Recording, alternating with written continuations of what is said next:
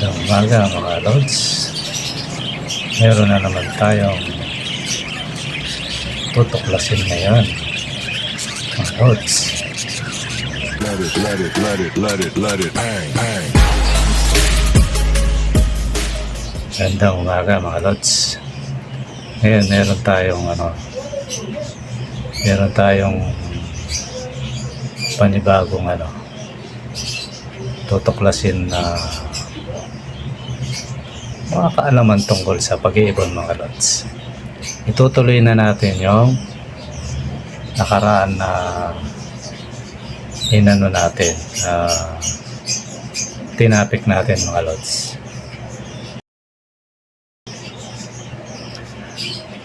Gaya nung sabi ko mga lods, yung nauna na yung tinapik natin nung nakaraan na yung tawag niya ito, yung normal baji mga lods. Yan, yung normal baji o parakit, kumbaga budgerigar. Yan, nung nakaraan topic natin mga lods, ito yung tinapik natin yung itong normal, mga normal na baji, diba mga lods? So ngayon pupunta tayo sa pangalawang yugto ng ating pagtuklas mga lods. Tawagin na lang natin yan pagtuklas kasi pare-parehas naman tayong mga lods na aaral. Kaya punta na tayo doon sa ano ba ang pinagkaiba ng normal at saka ng opaline. Yan mga lods.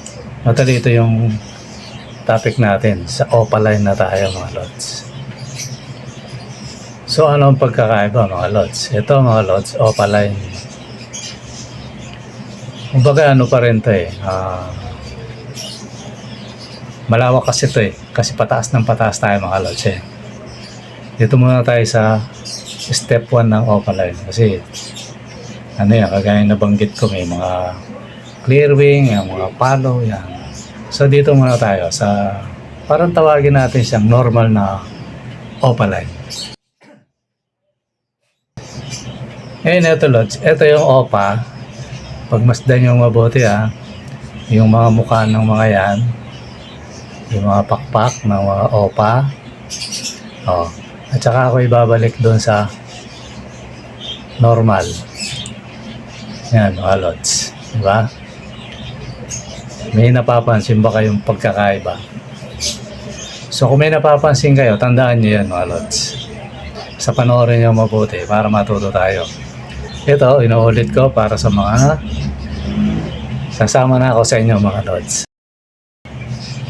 Kagaya naming nag-aaral ng mga kids, mga lods, diba? Ang mga lods, ito normal. Babalik ko dun sa opaline yan. So ito yun mga lods.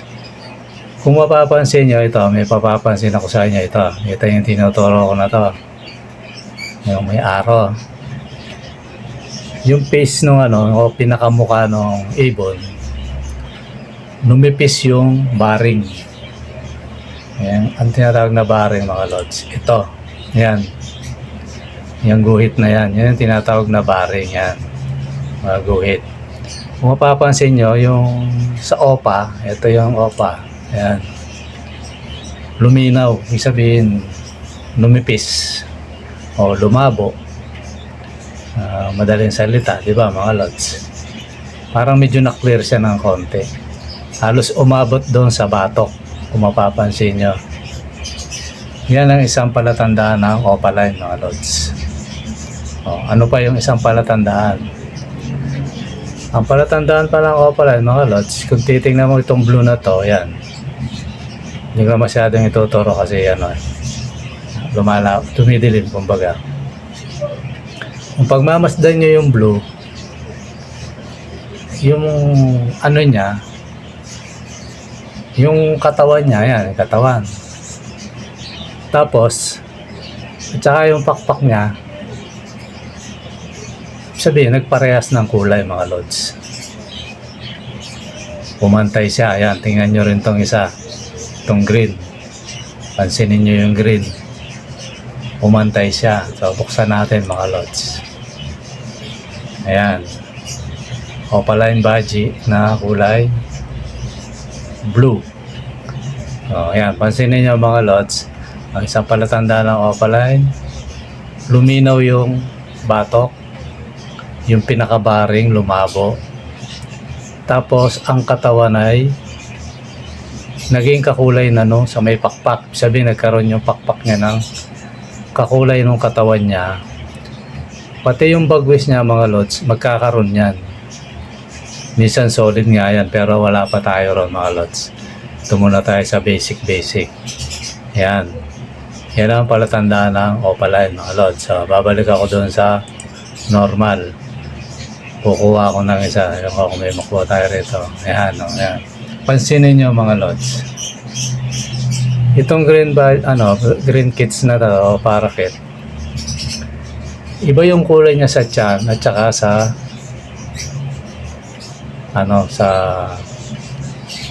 sa likod niya, at saka sa batok niya, di ba mga lods? Ayan, pansinin nyo. Iba siya. Ito blue siya pero puti itim ang niya mga lods. Ayan. Ayan, medyo lumalawak na yung idea nyo mga lods. Ito mga lods, normal. Pinapakita ko lang yung pagkakaiba. O, ito tingnan nyo. Iba yung kulay ng tiyan dun sa kulay ng feather niya sa likod.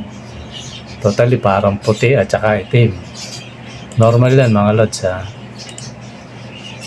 O, yan pa o.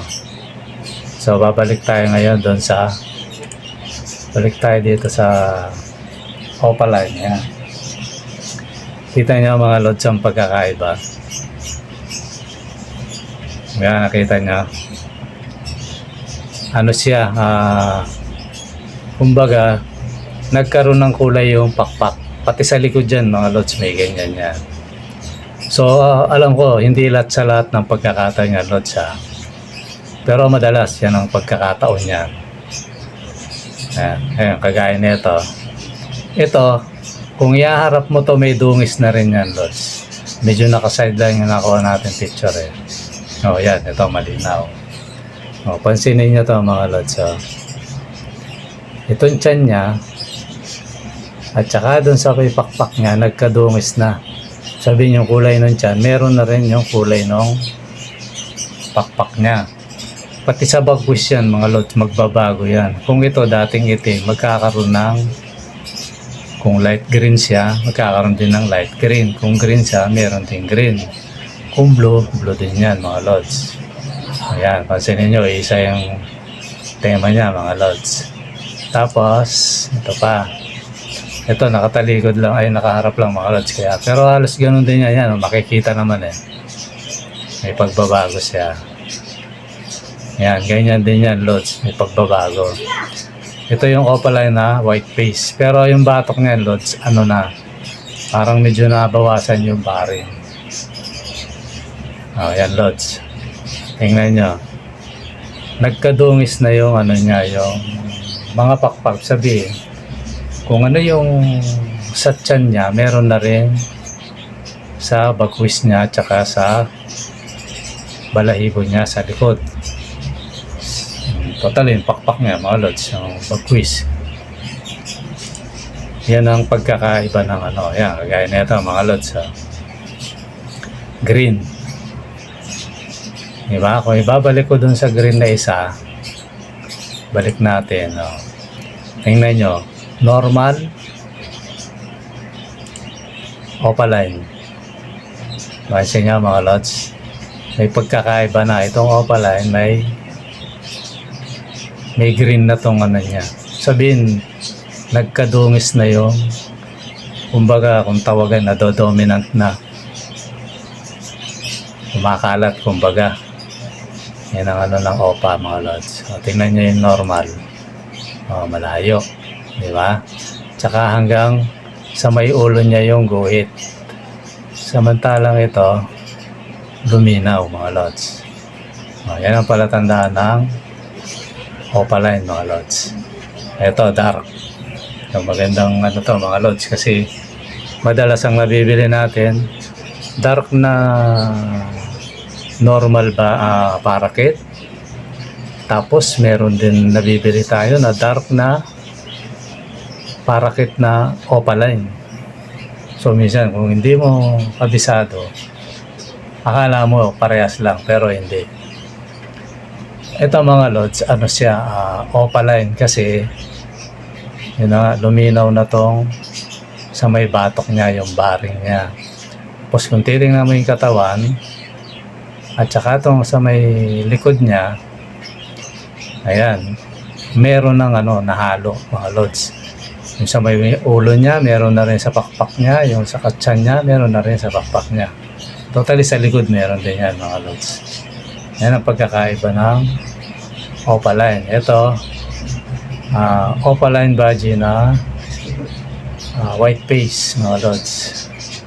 So kung papansinin nyo rin to, medyo nakaano lang, pero makikita naman, lumipis na yung niya. Yung baring, tapos yung katawan at saka yung pakpak nag-blue na siya mga lods. Pati yung bagwis dyan meron na rin. So yun yung mga palatandaan na opaline yung lods. So nakailan na tayong ibig sabihin yung palatandaan ng isang opaline ay napunta tayo sa malinaw. Ito, balik tayo rito. Ang palatandaan ng opaline, yung batok, yung baring niya, nawala na yung lumipis, kumbaga, lumabnaw. Tapos, yung pakpak niya, nagkaroon na rin ng kulay na kagaya nung sa tiyan niya.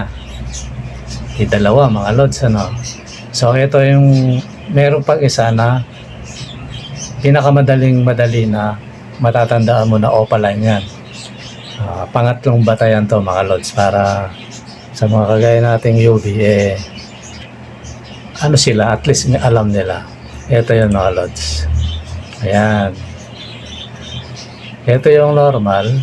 Totally pinakita ko na to mapapansin nyo yung niya, batok niya puno ng baring, sabihin yung guhit. Ayan mga lods. Tapos hanggang likod, yung pakpak niya halos itim. Tapos tingnan nyo, di ba? Yan ang normal. Ito namang opaline, malinis na yung batok mga lods. Although minsan may opaline na medyo makapal pa rin yung pero may palatanda na kasi sa may bandang ulo niya, malabo. Tapos mga lods, itong pakpak niya. Yan, kumpara mo yung pakpak na ito, tsaka yung iba. Pati yung bakwis na ito, mga lods, pag niladlad mo yan, may mga green na yan. Ano pa ang isang palatandaan na gusto nating, para maintindihan natin yung, mga kaibon, mga UV, totally, mga kalods, mga idol. Itong likod. Kung mapagmamasdan nyo, although na-discuss ko na to, para lang malinaw na malinaw. Itong likod, mula doon sa batok niya hanggang doon sa puwitan, mga lods, solid yung kulay. Pag binulat-lat mo yan, solid. I-compare mo sa isa na itong batok, kumbaga may baring. Mga lods, di ba? Malinaw na ang opaline at saka normal, pag natutunan mo na, malaki pagkakaiba mga lods. Totally sa picture lang na to, isang picture lang, medyo hinaba ko lang konti yung discuss mga lods kasi para maintindihan ng mga kapatid natin sa mag-iibon, mga ka-loads natin, mga kasama natin na mga papasok pa lang sa sa pag-iibon. So dito pa lang makikita mo, may palatandaan na. I-summary natin ulit. Kumbaga, repetitive, sabi nga ng Rene Requestas. Ayan, yung batok, makapal pa yung itim o baring, pati dito sa pakpak, sa bagwis. Ang opaline, medyo lumabnaw. Tapos, nagkaroon na siya ng kulay ng katawan niya dito sa pakpak, tsaka sa bagwis. Tapos, yung likod niya, diretso yan, Lods. Ano talaga yan? Kung blue, solid blue yan. Totally, ano yan? Yung batayan natin picture na yung mga Lods. Kahit anong kulay ng ibon mo, kay blue yan, kay cobalt blue yan. Ano yan, kay opaline na violet yan, yung normal. Yun ang magiging indication. Iba lang ang ano, iba lang yung magiging takbon ba, violet. So, mapapansin mo, lubobnaw yung pagiging, yung itim ng violet dito, kasi ang tiyan niya ng violet talaga, Lods eh. Lilinaw dito, lalabas yung, ano, sabihin magiging mapuksyaw to. Tapos, itong pakpak niya, minsan nagkakaroon. Although, minsan wala. Pero ang pinakamatibay na batayan, yung likod niya, mga Lods. Solid na, kung violet siya, solid talaga yung mula rito, sa batok hanggang doon sa puwit, mga Lods. So, yun yung palatandaan ng ano, mga Lods, na opaline na ang alaga mo. Although, nagkalat naman yan. Although, minsan nga pag bili mo, kung hindi mo alam, ano na nga yun eh. Opaline na yun eh. Siyempre tayo, lalo na pagbago, ang inaano lang natin eh, ano, ang tinitingnan lang natin yung kulay, di ba, mga Lods na. Pero hindi natin alam yung kung ano bang klaseng ano to, mga Lods. So, ganito, mga Lods. At least may na laman tayo ron, mga Lods, ano. So ngayon, ang susunod naman nating ano, sana may natutunan kayo, mga Lods. Pati ako, kasi inilalagay ko yung sarili ko sa atin, mga Lods. Kumbaga pinapalagay ko na yung ako, tsaka yung mga nanonood sa akin, para isang grupo, kumbaga. Na may isang grupo, although yung mga nanonood sa atin, iba marunong na kasi kagaya ni Idol, ano, Jom. Shoutout sa'yo, Idol. Nakapalo siya sa akin. Siyempre, ganyan na mag-iibon eh. Ngayon, mga Lods, ano yan, pag ano ka, UB, at least, may matututunan ka, di ba, no, mga Lods, no? Ako, hindi man ako bihasa, mga Lods. Lagi kong sinasabi. Yung sa akin lang, naging interesting lang ako kasi marami ng ano. So, ngayon, pati ako, matututo, mga Lods. So, ganun yun, mga Lods. Kaya sa susunod na ano natin, mga Lods, ang totally, mga Lods, ano lang yun, ha? Mga basic lang yun, ha? Susunod naman natin pag-aaralan, mga Lods, yung isang bahagi ng ano, na kasi andun na tayo, na lagpasan na natin yung normal. Yung mga ano, alam na yung normal. So ngayon, alaman mo na ngayon yung opaline. Ganito lang ang sistema, mga Lods, sa total. Nanonood kayo sa akin, di ba, no? Balik-balikan mo lang. Parang nakalimutan mo. Balikan mo lang. Ganun lang yun, mga Lods. Balik-balikan mo lang. Titigan mo mabuti. Ganun. O tapos, okay, ayun. Okay. At least, kung nakapalo ka sa akin, mga Lods, kung nakasub ka, takbo ka lang sa video, mga Lods. Matututo ka. Kahit pa paano, mga Lods, ha. So, susunod natin yung pag-aaralan, mga Lods, yung paid mutation. Sabihin yung PIED. Parang ano na tayo, papunta na tayo dun sa bahagi ng ano natin na sabihin yung ano, yung ibon na ano siya, magkakaroon na ng ibang ano, dimension, kumbaga, kulay. Yun yung ano, susunod natin, mga Lods. Bibigyan ko na kayong idea, yung paid, mga Lods, ano siya, yung bahagi ng kulay ng katawan, bawa yung pakpak, yung baring, ayun, medyo nawawala. Tapos yung natitira, yung malinaw na parts lang, ganun, puti o anything else, gano'n. Mga ganong ideya mga lods. Kaya, ang susunod mga lods, pag-aralan natin yung mga, ang tawagin to, kung tawagin to, mga lods, kasama na sa, yung dominant kung tawagin. Papasok na tayo ron mga lods. Kasi, ang mga dominant, yun na nga, sabihin, dominant, kumakalat na. Ayun na, doon na papasok yung mga spangle mutation, cinnamon, gray wing, dilute, clear wing, ino, yellow face, black face, ayan, lace wing. Yan, di ba? Tapos yung palo. Di ba, mga lods? Kaya, na yan, malawak yan, mga lods. Kaya sa susunod, yun yung yun natin, di-discuss natin kung loloobin. Tapos, sana wag kayong bibitaw kasi pag bumitaw, lugi mga lods kasi hindi mo masusundan kasi pataas na tayo mga lods. Galing tayo sa normal, umakyat tayo sa palo, opaline. Ibig sabihin, may nabuburang kulay. Tapos, papasok naman tayo dun sa may papasok na kulay. Kagaya ng dominant, kumbaga. Yung kung tawagin, dominant fade. May mga factor pa yan, mga lods. Malawak yan. Kaya, huwag kayong bibitaw, mga lods, para pasundan nyo. Lalo yung mga UV. Sa mga, sa mga natutuwang nanonood na mga idol din natin na mga veterans, kung medyo may mali ako, di pakicorrect na lang mga idol. Kasi ako bumabase lang ako doon sa pinagbabatayan kung kasi at least nakakita ako ng sa website mga lods. Yung nag-aral ng kaya nga sa website napakadaling matuto kagaya natin, gusto nating matuto.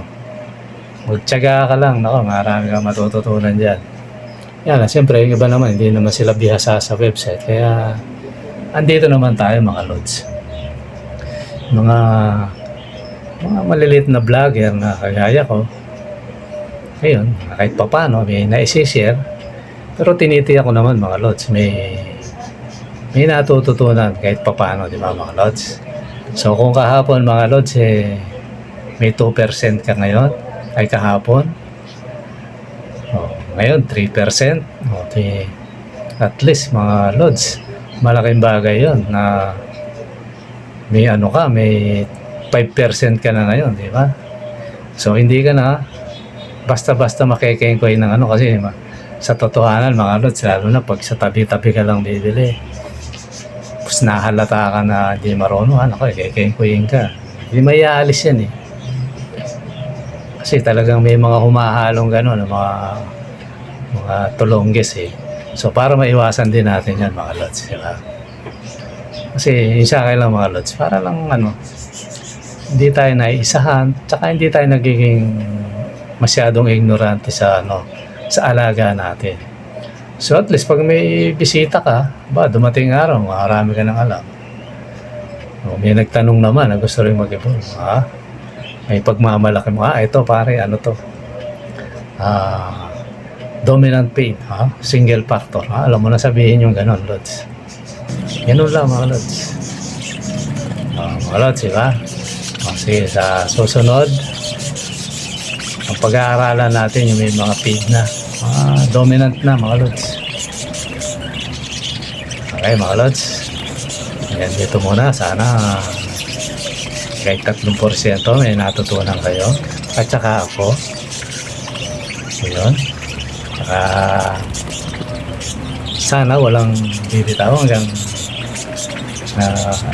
tayo para at least may matutunan tayo mga lods. Okay? Hanggang dito muna. Maraming salamat mga lods. Kung meron man akong maliliit na konting mali, minsan nabubulol tayo mga lods. May split tank tayo. Understood nyo na siguro yun mga lods. Diba? Sa mga marunong intindi naman, excuse naman yun mga lods. Minsan nauubo ako, pero doon nakakat ko, pero minsan hindi ko nakakat mga lods. Diba mga lods? Okay, ganito na lang mga lods. Maraming salamat sa panonood. Bye-bye!